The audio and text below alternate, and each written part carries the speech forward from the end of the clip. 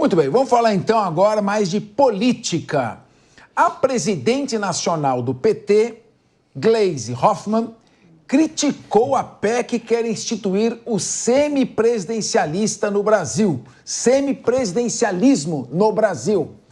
Neste novo modelo, o presidente da República eleito pelo voto direto teria que dividir os poderes com o primeiro-ministro.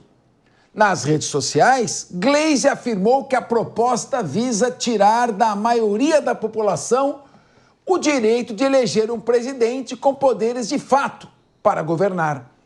Ela diz ainda que quem tem um semipresidente não tem presidente nenhum.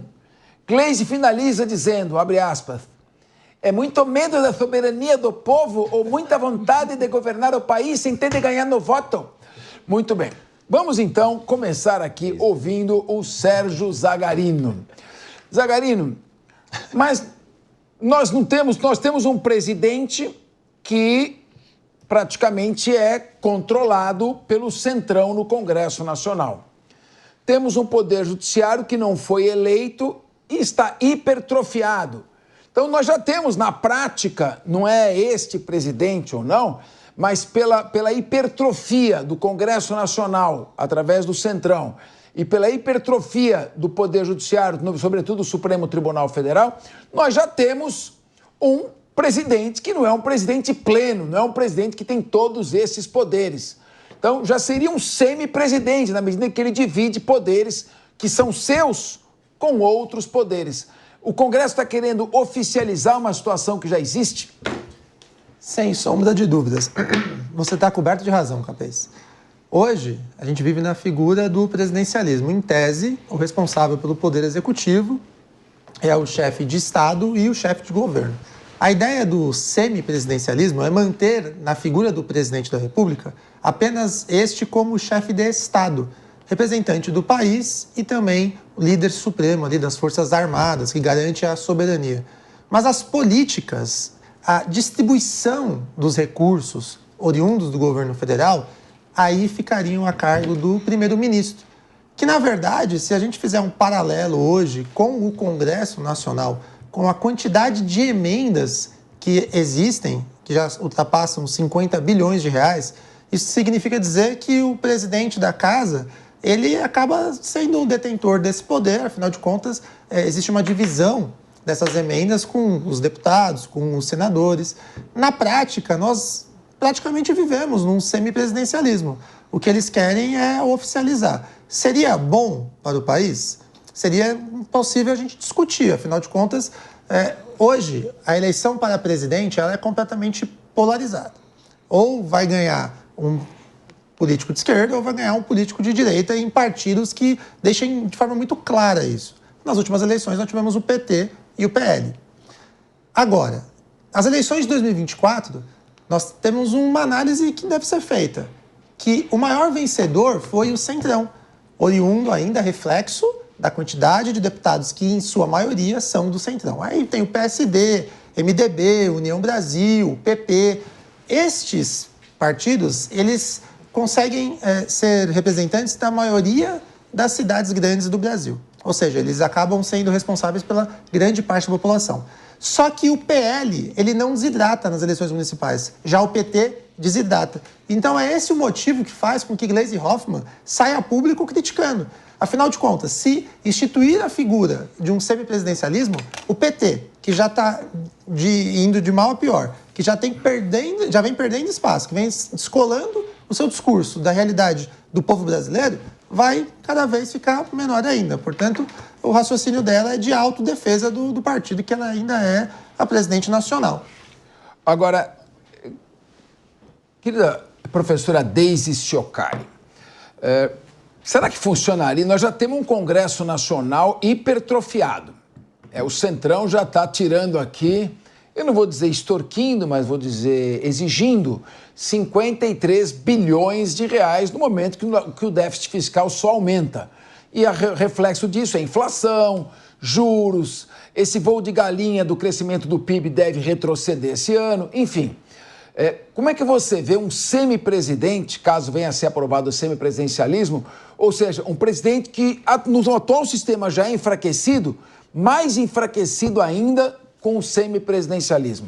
Pois é, Capezo, o sistema brasileiro já rejeitou o parlamentarismo em 1963 e 1993, né? Que o parlamentarismo que foi apresentado seria bem parecido com o semipresidencialismo que a gente está discutindo agora.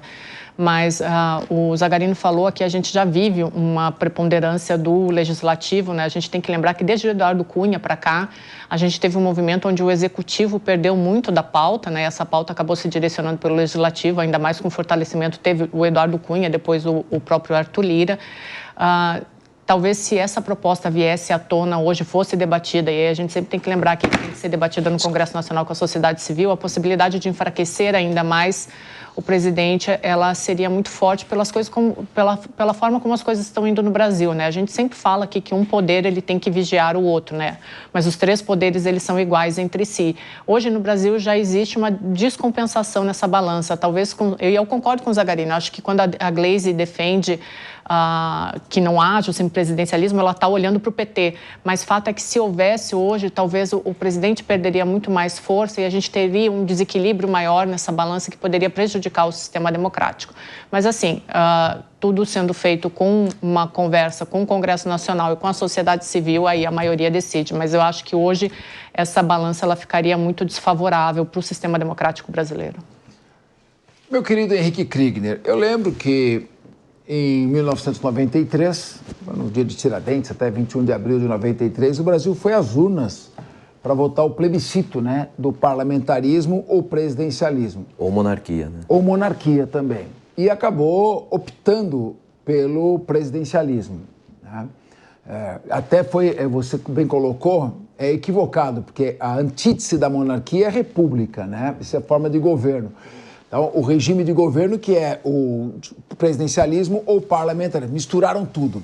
Mas o fato é que nós optamos pelo presidencialismo. Será que é hora de mexer nisso aqui? Tem tanta outra prioridade para a gente mexer nesse momento, né? Vai mexer no presidencialismo, nós temos que mexer aperfeiçoar os sistemas de combate à corrupção, desperdício de dinheiro público, né? Responsabilidade fiscal.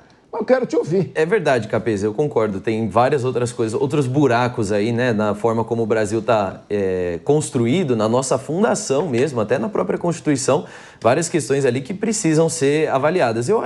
Mas eu acho que essa proposta, ela é bem-vinda. Talvez o timing dela é um pouco estranho, mas ela é bem-vinda para que a gente venha discutir se esse modelo ainda ele é praticado. Mas uma vez escolhendo o modelo, a gente tem que ser fiel ao modelo, porque parece que a gente tem uma certa dificuldade, né? Assim, nenhum modelo é perfeito. Todos eles vão ter lados positivos e pontos negativos. Parece que quando a gente enfrenta os pontos negativos do modelo que a gente escolheu, nós agora invalidamos o modelo, né? Então, podemos discutir, acho que vale a pena, a forma como o Congresso tem se posicionado, todas as questões que têm acontecido dentro da Câmara dos Deputados, também no Senado Federal, e no Judiciário, mostram que o nosso presidencialismo está bem enfraquecido.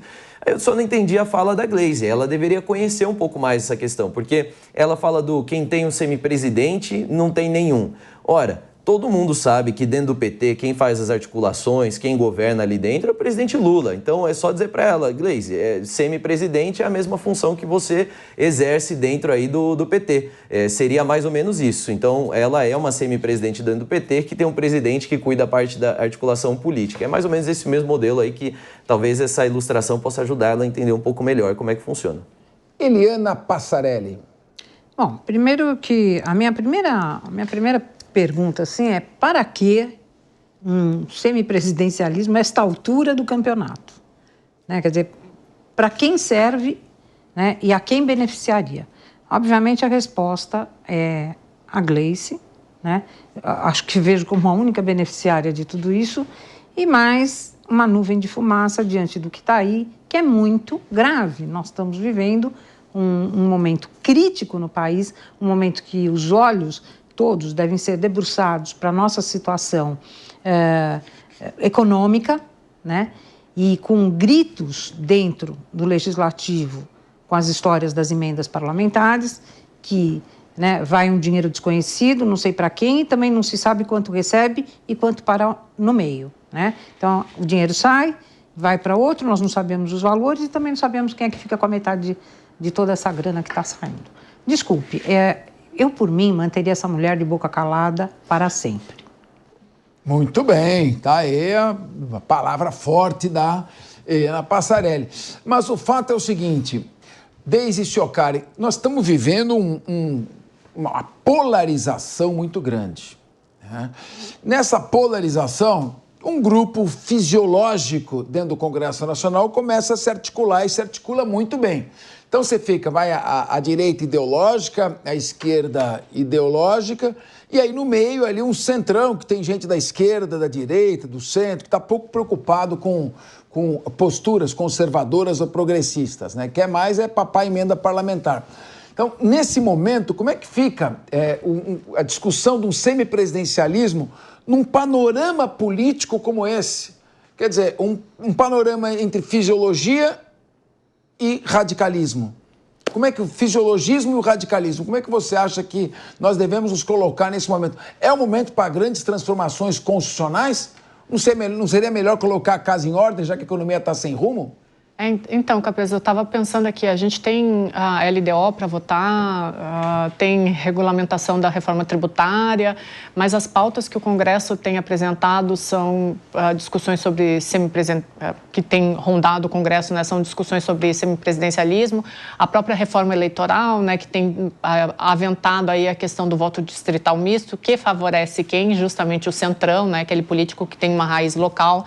Então, se essa reforma ela fosse colocada adiante, como o Congresso Nacional está pretendendo colocar, o Centrão seria o grande vencedor. Nas últimas eleições municipais também o Centrão foi o grande vencedor das eleições, mas o que mostra que o Brasil tem funcionado, sim, numa base clientelística e de fisiologismo mesmo, né? A gente tem o Brasil, ele foi... A nossa Constituição ela foi criada em cima do presidencialismo de coalizão, que são essas trocas entre executivo e legislativo, mas a gente tem visto um fisiologismo hoje que extrapola isso. O próprio Sérgio Abranches, que cunhou o termo presidencialismo de coalizão, acho que ele falou, né? Esse termo está morto porque hoje é fisiologismo puro e simples. Então, acho que a gente percebe isso nessas relações do Congresso, né? Quando é para votar alguma coisa para beneficiar eles próprios, como o caso da reforma eleitoral e o voto distrital misto, já tem até comissão formada. Agora, para votar reforma tributária e orçamento de 2025, esquece, né? Vai ficar para depois do Carnaval. Então, as pautas elas estão um pouco invertidas aí. Pois é, hoje é presidencialismo de coerção.